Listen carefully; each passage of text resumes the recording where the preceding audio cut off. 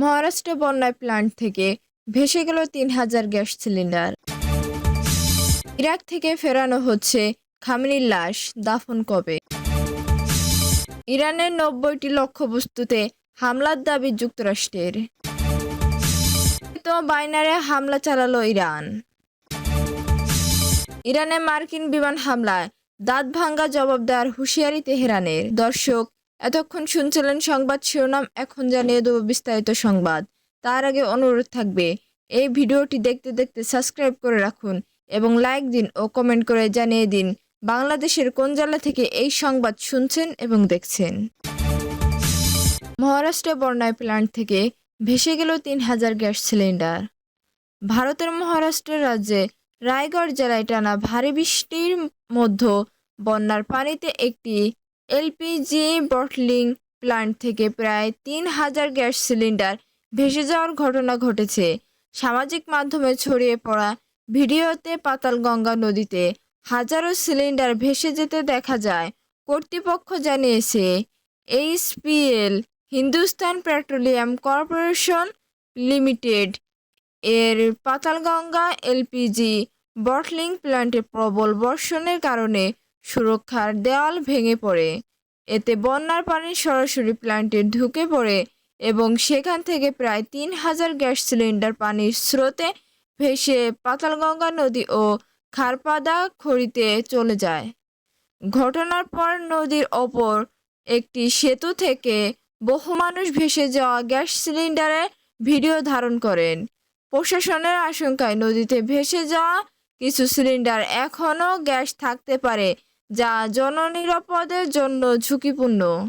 রায়গড়ের জেলায় প্রশাসক কিষান জাভেলে স্থানীয় বাসিন্দাদের প্রতি আহ্বান জানিয়ে বলেছেন, নদী বা আশেপাশে এলাকায় কোনো গ্যাস সিলিন্ডার পাওয়া গেলে তা যেন দ্রুত সংশ্লিষ্ট কর্তৃপক্ষের কাছে হস্তান্তর করা হয়। এজন্য এইচপিএল এর কার্যালয় নিকটস্থ এইচপিসিএল ডিলার খালাপুর তহসিল অফিস, সংশ্লিষ্ট তহসিল অফিস অথবা উপবিভাগীয় কর্মকর্তার কার্যালয়ে সিলিন্ডার জমা দেওয়ার ব্যবস্থা রাখা হয়েছে। তিনি সতর্ক করে বলেন, নদীতে ভেসে যাওয়া সিলিন্ডারগুলোতে গ্যাস রয়েছে কি না বা সেগুলো নিরাপদ অবস্থায় আছে কি না তা নিশ্চিতভাবে বলা যাচ্ছে না। তাই কৌতূহলবশত সিলিন্ডার সংগ্রহ করা, বাড়িতে নিয়ে যাওয়া কিংবা ব্যবহারের চেষ্টা করা অত্যন্ত বিপজ্জনক হতে পারে। ইরাক থেকে ফেরানো হচ্ছে খামেনির লাশ, দাফন কবে?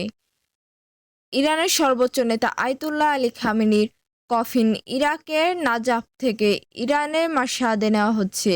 বুধবার নাজাফ এবং পবিত্র নগরী কারবালায় খামেনির জানাজা লাখো ইরাকির অংশ নেন। দেশটির সংবাদ সংস্থা মেহর নিউজ এজেন্সির বরাতে আল জাজিরা জানিয়েছে, বৃহস্পতিবার ৯ জুলাই মাশহাদে খামেনির দাফন করা হবে। খামেনির মৃত্যুর পর গত ৬ দিন ধরে ইরান ও ইরাক জুড়ে শোকানুষ্ঠানের ও শেষ শ্রদ্ধা নিবেদনের কর্মসূচি চলেছে। এর অংশ হিসেবে ইরাকের পবিত্র শহর নাজাফ ও কারবালায় বিভিন্ন স্থানে জানাজা ও শোকানুষ্ঠানের আয়োজন করা হয়। নাজাফ থেকে মাশহাদে কফিন স্থানান্তরের মধ্য দিয়ে সেই কর্মসূচির শেষ পর্ব সম্পূর্ণ হচ্ছে।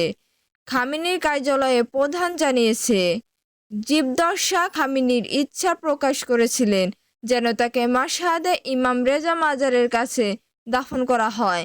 তার সেই ইচ্ছা অনুযায়ী শেষ পর্যন্ত মাশহাদে দাফনের ব্যবস্থা করা হয়েছে। ইরানের ৯০টি লক্ষ্যবস্তুতে হামলার দাবি যুক্তরাষ্ট্রের। ইরানের নতুন দফায় প্রায় ৯০টি সামরিক লক্ষ্যবস্তুতে হামলা চালানোর দাবি করেছে যুক্তরাষ্ট্র। মার্কিন সেন্ট্রাল কমান্ড বলেছে, হরমুজ প্রণালীতে বাণিজ্যিক জাহাজ ও বেসামরিক নাবিকদের ওপর সম্ভাব্য হামলার সক্ষমতা দুর্বল করতেই এই অভিযান পরিচালনা করা হয়েছে। বুধবার ৮ জুলাই এক বিবৃতিতে সেন্ট্রাল কমান্ড জানায়, যুক্তরাষ্ট্রের বাহিনী ইরানের বিমান প্রতিরক্ষার ব্যবস্থা, উপকূলীয় নজরদারি স্থাপনা, ক্ষেপণাস্ত্র ও ড্রোনের গুদাম, নৌসামরিক সক্ষমতা এবং উপকূল জুড়ে সামরিক রসদ অবকাঠামো সহ লক্ষ্যবস্তুতে এই হামলা চালানো হয়। সেন্ট্রাল কমান্ড আরও জানায়, আগের রাতে ইরানে পরিচালিত সফল হামলায় ধারাবাহিকতাতে এই নতুন অভিযান চালানো হয়েছে। এর একদিন আগে যুক্তরাষ্ট্রের বাহিনী দাবি করেছিল তারা ইরানের ৮০টির বেশি লক্ষ্যবস্তুতে হামলা চালিয়েছে। এ ঘটনায় এখন পর্যন্ত ইরান প্রতিবেশী দেশগুলোকে সতর্ক করে রেখেছে। একই সঙ্গে মার্কিন এই হামলার নিন্দা জানিয়ে তো বাইনারে হামলা চালালো ইরান। কুয়েত ও বাইনারে অবস্থিত মার্কিন সামরিক ঘাঁটির গুরুত্বপূর্ণ অবকাঠামো ও স্থাপনায় হামলা চালিয়েছে ইরান। দেশটির Islamic revolutionary guard corps IRGC এ দাবি করেছে। খবর আল জাজিরা রাষ্ট্রীয় সম্প্রচার মাধ্যম আইআরআইবিতে প্রচারিত এক বিবৃতিতে আইআরজিসি জানায়, যুক্তরাষ্ট্রের সাম্প্রতিক হামলার জবাবে শাস্তিমূলক প্রতিক্রিয়া প্রথম ধাপে তাদের নৌ ও মহাকাশ বাহিনী যৌথভাবে ক্ষেপণাস্ত্র ও ড্রোন হামলা চালিয়েছে। আইআরজিসির দাবি অনুযায়ী হামলার লক্ষ্য ছিল কুয়েতে ক্যাম্প আরিফজান ও আলী আল সালেম ঘাঁটি, সেই সঙ্গে বাইনারে জুফায়ে ও শেখ ইসার সামরিক ঘাঁটিতে হামলার দাবি করেছে তারা।